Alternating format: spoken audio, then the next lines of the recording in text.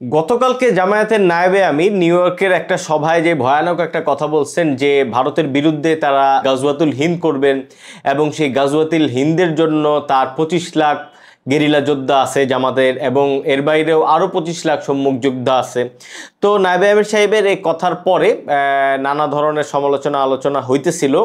তো আমি নিজেও আমার এই চ্যানেলে আরেকটা আলাপ করছি এবং তার মধ্য দিয়ে আমি মূলত গাজওয়াতুল হিন্দ প্রসঙ্গটা কেন জামাতের নায়েবে আমির সৈয়দ আবদুল্লাহ মোহাম্মদ তাহের বলছেন সেটা আমার দিক থেকে প্রাথমিক ব্যাখ্যা করার চেষ্টা করছি, এবং সেখানে আমি বলার চেষ্টা করছি যে এইটা মূলত ভারতের যে বিজেপির রাজনীতি সেটাকেই আরো হাইলাইট করে। এবং কিছুদিন আগে আপনাদের মনে আছে যে সম্ভবত 25 বা 24 সেপ্টেম্বরেও যোগী আদিত্যনাথ একটা কথা বলছিল যে ভারতের মাটিতে মুসলিমরা তাদেরকে অনেক কাল ধরে বা বাইরের দেশ থেকে তাদেরকে হামলা করছে, এবং মানে 1100 মানে খ্রিস্টাব্দে এখানে যে পরিমাণ হিন্দু ছিল পরবর্তীতে মুসলমানরা তাদেরকে মাইরা মাইরা কমায় ফেলছে।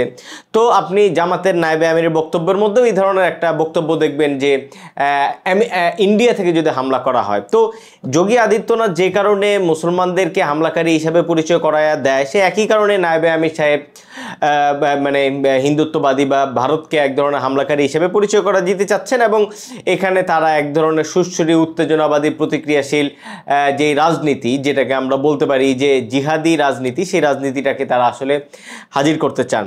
যাই হোক, এইটা আমার গতকালকের প্রাথমিক যেই টেক ছিল। তবে আজকে আমি যে কারণে এই আলাপটা করতেছি সেটা আমি মানে খুব ক্লিয়ারলি বলতে চাই যে গতকালকে নায়েবে আমির সাহেবের এই যে গাজওয়াতুল হিন্দ বা ভারতের বিরুদ্ধে গেরিলা যোদ্ধা বা যুদ্ধ ইত্যাদি করার যেই বক্তব্যটা তিনি দিছেন, সেটার এই বিজেপি বা ভারত ফ্যাক্টর ছাড়াও আরও দুইটা ফ্যাক্টর আছে। তার প্রথম ফ্যাক্টর হচ্ছে যে বাংলাদেশের রাজনীতিতে তারা কি ধরনের ইসলাম পন্থা বা কি ধরনের ইসলামী রাজনীতি করেন, এবং দ্বিতীয়ত আমেরিকার সঙ্গে জামাতে ইসলামের সম্পর্ক বা আমেরিকা জামাতে ইসলামকে কিভাবে দেখে ইত্যাদি ইত্যাদি। আপনারা জানেন যে জামাতে ইসলামের যে বেসিক স্ট্রাগল বাংলাদেশের রাজনীতিতে, যেটা গত কিছুদিন আগে যখন তারা সোহরাওয়ার্দীতে মহাসমাবেশ করলেন তখনও আমি বলছিলাম যে বাংলাদেশে জামাতে ইসলামের যদি ভোটের রাজনীতিতে তাদের কখনো মারা খাওয়ার একটা চান্স তৈরি হয়, সেটা বেসিক্যালি হবে তাদের যেই মৌলিক একটা ফান্ডামেন্টাল স্ট্রাগল আছে সেটাকে কেন্দ্র করে।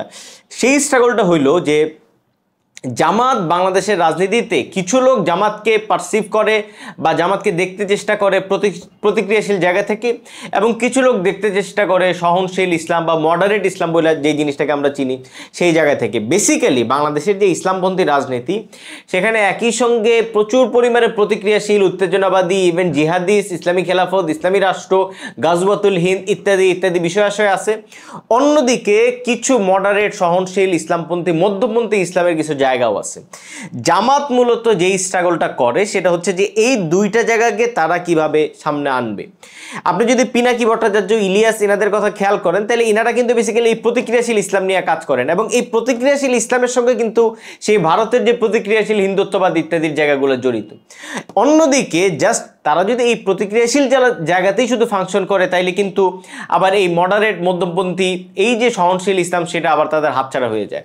ফলে ভোট ব্যাংক হিসাবে জামাতের স্ট্রাগলের জায়গাটা হলো জামাত এই দুইটা জায়গায় তারা ফাংশন করে এবং দুইটাই তারা একই ঝুড়িতে রাখার চেষ্টা করে। যে কারণে দেখবেন যে জামায়াতের নায়েবে আমির তিনি গজওয়াতুল হিন্দ করতেছেন, বিরাট বড় যুদ্ধ করতেছেন, ভারতের বিরুদ্ধে guerrilla fighter 25 lakh guerrilla fighter আছে এগুলো বলতেছেন। অন্যদিকে এই শিশির মনির, মির্জা গালিব টালিব ধরনের লোকেরা দেখবেন যে খুবই লিবারেল ডেমোক্রেসি, ইসলামের সঙ্গে লিবারেল ডেমোক্রেসির কোনো তফাৎ নাই, হ্যাঁ ইসলামের উদারতা এই সে এগুলো আবার বলেন। মানে এই যে মডারেট এবং সহনশীল এবং প্রতিক্রিয়াশীল এই যে একই সঙ্গে দুইটা রাজনীতিকে একতাবদ্ধ করার বেসিক্যালি স্ট্রাগলটার কারণেই জামাত আসলে দুই ধরনের লোককে সবসময় ফাংশনাল রাখে।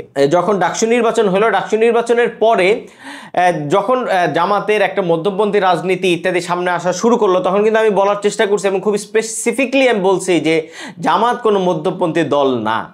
তখন জামাতে ইসলামের একটা অংশ আপনারা যারা ফেসবুকে একটু নিবিড়ভাবে ঘাটাঘাটি করেন তাহলে তারা দেখবেন যে জামাতের একটা অংশ এই মধ্যমপন্থী রায়ের বাজারে গিয়া, গোরস্থানে গিয়া, বুদ্ধিজীবীদের কবরস্থানে গিয়া এই দোয়া দুরুদ পড়া, বা এই যে একটা মধ্যমপন্থী মুক্তিযুদ্ধের প্রশ্নে ক্ষমা চাওয়া, বা ভারতের এই যে শ্রীনাথ দত্তের কাছে ভারতের সঙ্গে সম্পর্ক করতে চাওয়া, এই প্রশ্নগুলো জামাতের একটা অংশ খুবই রেগে গেছিল, বা মানে তারা প্রতিক্রিয়া দেখাইতেছিল।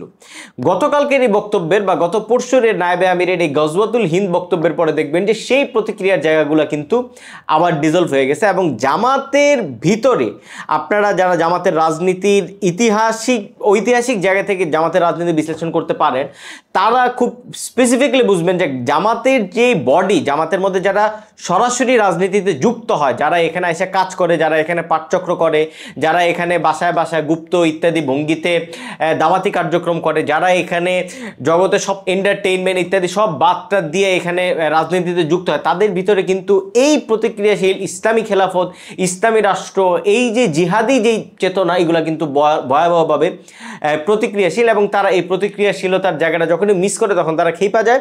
ফলে জামাতের নায়েবে আমির বা জামাতের যে কারোর তাদের এই জায়গাটাকে বোঝাইতে হয় যে না, জামাত তার যে মৌলিক যে ট্র্যাক সেটা থেকে জামাত বিচ্যুত হয় নাই। জামাত এখনো ইসলামী রাষ্ট্র, ইসলামী খেলাফত এবং ইসলামী রাষ্ট্রের কে কেন্দ্র করেই তারা মুক্তিযুদ্ধের বিরোধিতা করছিল, যেহেতু এক মুসলমান আর এক মুসলমানের বিরুদ্ধে দাঁড়াইতে পারে না। ফলে তার মুক্তিযুদ্ধ কেবলই তখনই সম্ভব যখন তার ধর্মযুদ্ধ, এবং যখন তার হিন্দুর বিরুদ্ধে যুদ্ধ, যখন তার খ্রিস্টানের বিরুদ্ধে যুদ্ধ, এর বাইরে তার কোনো মুক্তিযুদ্ধ নাই। এই জায়গাটাকে জামাতের নায়েবে আমির আবার সামহাও তাদেরকে বোঝাইতে হয়। ফলে জামাতের এই যে মেইন যে কোর বডিটা, এই যে ইয়াং পোলাপাইন যেগুলো ইসলামী খেলাফতের স্বপ্ন নিয়ে জামাত করে, এদেরকে আবার মানে হাতে পাওয়া যায়, তাদেরকে আবার আশ্বস্ত করা যায়। দ্বিতীয়ত এখানে আমেরিকার একটা বড় ফ্যাক্টর আছে, যে কারণে আপনারা খেয়াল করবেন যে জামাতের নায়েবে আমিরের এই বক্তব্যটা কিন্তু আমেরিকাতে গিয়া তিনি দিছেন, এবং আমেরিকাতে গিয়ে তিনি এই বক্তব্যটা দেওয়ার অর্থ হইল যে আমেরিকার কনসার্নের বাইরে এই জিনিসটা তো আপনি ভাইবা উঠতে পারবেন না। এখন আমেরিকা কি কারণে জামাতে ইসলামকে এই বক্তব্যটা অ্যালাউ করবে, অথবা জামাতের এই নায়েবে আমির যখন এই ধরনের একটা সরাসরি গেরিলা যুদ্ধ বা সরাসরি একটা গজওয়াতুল হিন্দ করার একটা হুঙ্কার আমেরিকার মাটিতে দাঁড়ায় দিবেন, তখন সেটা তার দিক থেকে আমেরিকার প্রতি এক ধরনের বার্তা। আমি এখানে একটু আগে বলার চেষ্টা করছিলাম যে জামাতের যেই মানে ঐতিহাসিকভাবে জামাতের যে রাজনীতি, সেটা কিন্তু ইসলামী খেলাফত এবং ইসলামী জিহাদের অংশ। সেই জায়গাটার সঙ্গে আমেরিকার একটা গভীর সংশ্লিষ্টতা আছে। আমি জিনিসটা একটা ঐতিহাসিক টাইমলাইনের মধ্যে দিয়ে খুব স্পেসিফিকলি আপনাদেরকে একটু ধরাই দিতে চাই যে দেখেন, জামাতের রাজনীতি যেই মিশর বা ইখওয়ান বা আমরা যেটাকে ব্রাদারহুড বলি, হাসান আল বান্নার হাত দিয়ে যে জামাতের রাজনীতি তৈরি হইল, হাসান আল বান্না যখন ইখওয়ানুল মুসলিমিন বা ব্রাদারহুড তৈরি করলেন, তখন তার প্রাথমিক যে কাজকর্ম ছিল সেগুলো ছিল সমাজ, শিক্ষা, দীক্ষা, সংস্কৃতি ইত্যাদি। কিন্তু কিছুদিনের মধ্যেই আপনারা মানে ইখওয়ানের প্রাথমিক কাজকর্ম দ্বারা জানেন, কিছুদিনের মধ্যে হাসান আল বান্নার ইখওয়ানুল মুসলিমিন বা ব্রাদারহুড কিন্তু গোপন জঙ্গি বা জিহাদি কার্যক্রম শুরু করে দিছিল। এবং তারা এই কাজটা কাদের বিরুদ্ধে করছিল? তারা এই কাজটা করছিল তখনকার যেই মিশরের যেই আমরা বলতে পারি যে আরব জাতীয়তাবাদী বা প্যান আরবিজমের উপর দাঁড়ায়া, মানে আরব জাতীয়তাবাদের উপর দাঁড়ায়া যেই গামাল আবদেল নাসেরদের যেই উত্থান, জামাল আবদেল নাসেররা মিশরকে একটা বা টোটাল মিডল ইস্টকে একটা নতুন রাস্তা দেখাচ্ছিলেন, তার বিরুদ্ধে। তাদের কথাটা ছিল এই ইখওয়ানুল মুসলিমিনের হাসান আল বান্নাদের জিহাদি কার্যক্রমের বেসিক কথা ছিল যে এই আরবের মাটিতে যদি কোনো ক্ষমতা হয়, কোনো রাষ্ট্র হয়, সেই রাষ্ট্র কখনোই ভাষার উপর দাঁড়াবে না, কখনোই এথনিক আইডেন্টিটির উপর দাঁড়াবে না, কোনো ভাষাভিত্তিক জাতীয়তাবাদের উপর দাঁড়াবে না। তাদের জাতীয়তাবাদের একমাত্র প্রশ্ন হবে ইসলাম। ফলে তারা প্যান আরবিজমকে তারা নেগলেক্ট করলো এবং তারা প্যান ইসলামিজমের ধারণা এখানে ইনপুট করলো, এবং সেটাকে নিয়েই আপনারা জানেন যে নুর আকাশী বা পাশা বা আমি নামটা ওনার ভুলে গেছি, ওনাকে তারা হত্যা করলো। এই যে ঘটনাটা ঘটলো, এরপরে গামাল আবদেল নাসেরকে 1952 সালে বা 1954 সালে গামাল আবদেল নাসেরকে কিন্তু তারা হত্যা চেষ্টা করছে। ফলে এই যে আরব জাতীয়তাবাদের পতন লাগবে, ইসলামী জাতীয়তাবাদের উত্থান লাগবে, এই যে রাজনৈতিক যে মোটিভেশন, এটার উপরেই ইখওয়ানুল মুসলিমিন, হাসান আল বান্নার রাজনীতি সব কিছু দাঁড়াইছে। এবং এটার থেকেই এই আজকের যে জামাত, এই জামাতের যে উত্থান। নাও আমেরিকার সঙ্গে এটা সংশ্লিষ্টতার জায়গা কি? আপনারা জানেন যে গামাল আবদেল নাসেরকে যখন হত্যা চেষ্টা করা হয়, তখন গামাল আবদেল নাসের কিন্তু ব্যাপকভাবে দমন পীড়ন চালায় এই কি বলে ইখওয়ানুল মুসলিমিনের এই গোপন যে জিহাদি কার্যক্রম সেগুলোর কে কেন্দ্র কইরা। এবং ইখওয়ানুল মুসলিমিনের তখন যে মানে যেখানে তার যে জিহাদি কার্যক্রমের যে প্রবক্তা, তার নাম সাইয়েদ কুতুব। আপনারা সাইয়েদ কুতুবকে চিনেন কিনা জানি না। সাইয়েদ কুতুবই মূলত এই জিহাদি সালাফিজম নামে একটা আইডিয়া তিনি বাজারজাত করেন, এবং সে আইডিয়ার সার কথা ছিল যে এই আধুনিক রাষ্ট্র, আধুনিক সমাজ, এই যে মানে কি বলে এটাকে ক্যাপিটালিজম ইত্যাদির মধ্যে দিয়ে যে আধুনিক বিষয়টা আমরা পাইলাম মডার্নিটি, এই মডার্নিটি মিনস জাহিলিয়াত, এবং এই জাহিলিয়াতের পতন ঘটাইতে হবে জিহাদের মাধ্যমে। ফলে সে ইসলামী জিহাদি সালাফিজম বলে একটা জিনিস তিনি হাজির করলেন। এট দ্য সেম টাইম তিনি যখন এই কাজটা হাজির করলেন এবং ইখওয়ানের সদস্যরা এই গামাল আব্দেল নাসেরের বিরুদ্ধে ফাইট করে যাচ্ছে, তখন কিন্তু আস্তে আস্তে গামাল আব্দেল নাসেররা বেসিক শত্রু হয়ে যাচ্ছেন ইসরায়েলের এবং আমেরিকার। তখন ফাইনালি যখন ইসরায়েল দেখতে পাইলো বা আমেরিকা যখন দেখতে পাইলো যে যতই এখানে আরব জাতীয়তাবাদ গামাল আব্দেল নাসেররা উত্থান ঘটাবে, ততই আসলে মানে ইসরায়েলের জন্য এখানে মিডল ইস্টে থাকাটা ঝামেলা হয়ে যাবে। তখন ফাইনালি আপনারা জানেন যে সেই 6 দিনের যুদ্ধ 1967 সালে, সেই 6 দিনের যুদ্ধে ফাইনালি ইসরায়েলের কাছে আরবের এই লিডাররা হারলেন, এবং এই আরব জাতীয়তাবাদী যে লিডাররা গামাল আব্দেল নাসেরদের এই টোটাল এরাটা তাদের যে পতন হইল। আপনি খেয়াল করেন যে তাদের যে ইন্টারনাল শত্রু, এই যে আরব জাতীয়তাবাদী, যারা আরবের জন্য একটা নতুন স্বপ্ন দেখতে শুরু করছিলেন, এবং আরবের মানুষ গামাল আব্দেল নাসেরদের জনপ্রিয়তার কথা আপনারা মানে জাস্ট মানে গুগলও সার্চ করে নিতে পারেন। তো এই গামাল আব্দেল নাসেরদের ইন্টারনাল শত্রু হয়ে দাঁড়াইলো এই ইখওয়ানুল মুসলিমিন, আর তাদের যে এক্সটার্নাল শত্রু তারা হয়ে দাঁড়াইলো ইসরায়েল এবং আমেরিকা। ফাইনালি ইসরায়েলের হাতে তাদের পতন হইল, এবং তার মধ্য দিয়ে এই ইন্টারনাল শত্রুরা তখন এই শূন্যতার ভিতর দিয়ে হাজির হইল, এবং তখনই এই সাইয়েদ কুতুব তার যে জিহাদি সালাফিজম, সেই জিহাদি সালাফিজমের ভিতর থেকেই তৈরি হইল ইজিপশিয়ান ইসলামিক জিহাদ। এবং এই সেই ইজিপশিয়ান ইসলামিক জিহাদ এটা কিন্তু টোটালি এটা এই হাসান আল বান্নাদের 1928 সালের ইখওয়ানুল মুসলিমিনের পেটের থেকে বেরিয়েছে, এবং এই মডারেট ইসলাম, এই যে শিক্ষা দীক্ষা মুখ্যা, এইগুলোর ভিতর থেকে এই ইসলামী জিহাদটা বেরিয়েছে, এবং ইসলামী জিহাদের ইসলামী শরিয়া, ইসলামী জাতীয়তাবাদ ইত্যাদি তাদের আচরণ ছিল। এবং আপনারা খুব ভালোভাবেই জানেন পরবর্তীতে এই ইজিপশিয়ান ইসলামিক জিহাদের পেট থেকেই, এখান থেকেই বেসিক্যালি একটা ইসলামী মানে খেলাফত ইত্যাদি ধারণা থেকে আল কায়েদার এই বিন লাদেন, আইমান আল জাওয়াহিরিদেরকে বের করে নিয়ে আসলো আমেরিকা, এবং সেটাও তারা আনলো বেসিক্যালি সোভিয়েত ইউনিয়নকে ট্যাকল করার জন্য। আপনি খেয়াল করেন আমেরিকা প্রথমত এই ইখওয়ানুল মুসলিমিনদেরকে দিয়া, এদের যে গুপ্ত সংগঠন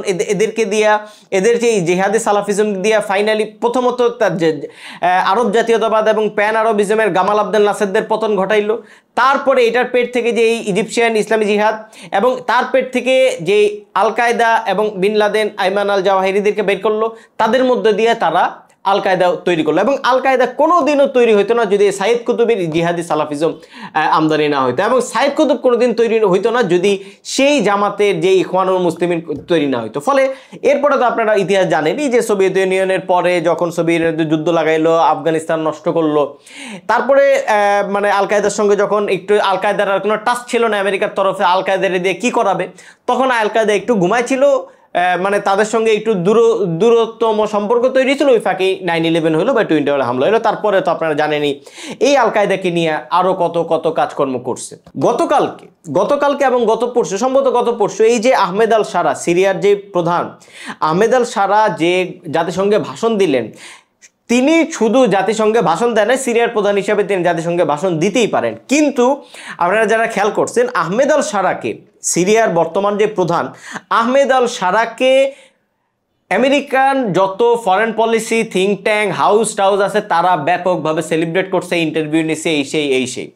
অথচ এই আহমেদ আল সারাকে আমেরিকা এই ইরাক থেকে, আহমেদ আল সারা 2003 সালে ইরাকে গেছিল, আল কায়দায় যুক্ত হয়েছিল, এবং সেখান থেকে 2011 সালে আমেরিকা তাকে নিয়ে আসলো, নিয়ে এসে এই জায়গায় বসাইলো, সিরিয়া আল কায়দা বানাইলো। সেই সিরিয়ার আল কায়দা পরবর্তীতে প্রথমে আল নুসরা নামে ছিল, সেটাই পরবর্তীতে হায়াত তাসরিন ইত্যাদি হায়াত তাহরির শাম হইল। সেখান থেকেই তারা বাশার আল আসাদের এই যে মিশন, মানে যেটা আমরা বলতে পারি রেজিম চেঞ্জ মিশন, সেটার 2011 থেকে 2024-এর ধারাবাহিকতায় এই আহমেদ আল সারাকে ব্যবহার করে ফাইনালি বাশার আল আসাদের পতন ঘটাইলো।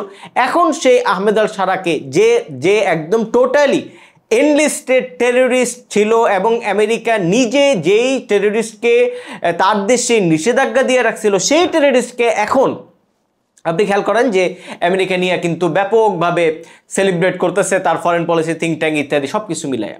আমার বক্তব্য যেটা, ফলে আহমেদ আল শারাকে যে তারা এইভাবে সেলিব্রেট করতেছে এর মধ্যে দিয়ে আমেরিকা কি বার্তা দিচ্ছে? আমেরিকা সেই ক্লিয়ার বার্তাটাই দিচ্ছে যে গত শতকের শেষ দিকে এই আয়মান আল জাওয়াহিরি, বিন লাদেন, সাইদ কুতুবদের জিহাদি সালাফিজমকে কেন্দ্র করে তারা এই গামাল আব্দেল নাসের বা আরব জাতীয়তাবাদের যে পতন ঘটাইছিল, সোভিয়েত ইউনিয়নের বিরুদ্ধে যে তালেবানদেরকে লাগাইছিল, মুজাহিদিনদেরকে লাগাইছিল, এবং তাদেরকে যে পুরস্কৃত করার, তাদেরকে যে সরাসরি ক্ষমতায় দেখতে চাওয়ার কোনো সমস্যা আমেরিকার নাই, সেটা আমেরিকা পরিষ্কার করলো।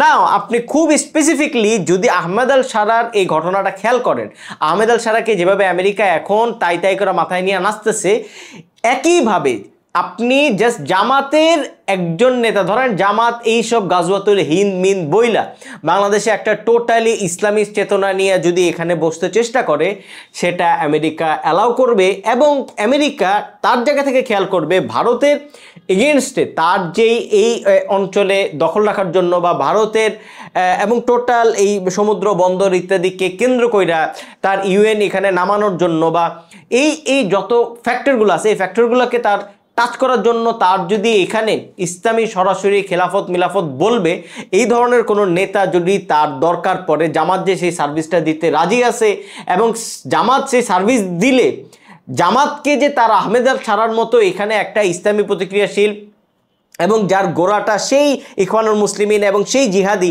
গাজওয়াতুল হিন্দু, জামাতের নায়েবে আমির হুদায় বলতেছেন না, সেই গাজওয়াতুল হিন্দের নেতাকে যে তার এখানে বসাইতে অসুবিধা নাই, গতকালকের জামাতের নায়েবে আমিরের নিউ ইয়র্কে দাঁড়াইয়া এই বক্তব্যের মধ্য দিয়া মূলত সেই কানেকশনের জায়গাটা বিল্ড হইলো এবং সেই কানেকশনের জায়গাটা স্পষ্ট হইলো। জামাতের দিক থেকে আপনি যদি খেয়াল করেন যে জামাত এখানে রুথলেস আচরণ করতেছে এবং জামাত স্পেসিফিকলি মেসেজ দিচ্ছে, স্পষ্ট মেসেজ দিচ্ছে যে আমাকে যদি আপনারা ক্ষমতায় চান তাইলে আমি রুথলেসলি আমরা যে কোনো ধরনের কাজ করতে এখানে রাজি আছি। এবং এর মধ্যে দিয়ে আপনি খেয়াল করেন যে জামাতের এখানে হারানোর নাই, জামাত এখানে গাজওয়াতুল হিন্দ কথা বলে সে বিজেপিকে খুশি রাখতে পারে।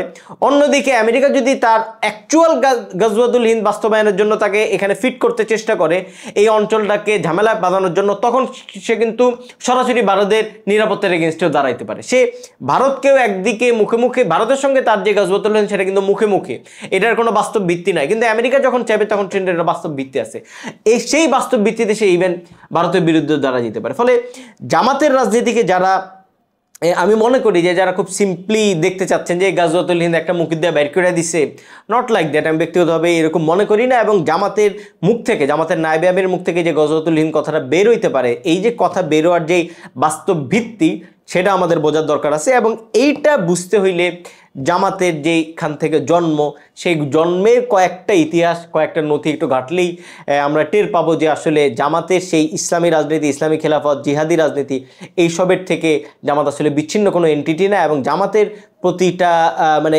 এন্টিটি, মানে তার ভিতরকার যে রাজনৈতিক সত্তাগুলা, এগুলার ভিত্তি দিয়ে নাড়াচাড়া হয়। মডারেট ইসলামপন্থী যে জামাত, সেই জামাত সবসময় জামাতের ভিতরে একটা গৌণ শক্তি, এবং জামাত এই চেহারাটা সামনে রাখে কারণ তার এই প্রতিক্রিয়াশীল বিষয়টা তার হাজির করাটা সবসময় সক্ষম না, সমর্থ না, তারা এটা করতে পারবে না। কিন্তু আমেরিকা চাইলে তাদের এটা করতে কোনো আপত্তি বা অসুবিধা কোনোটাই নাই।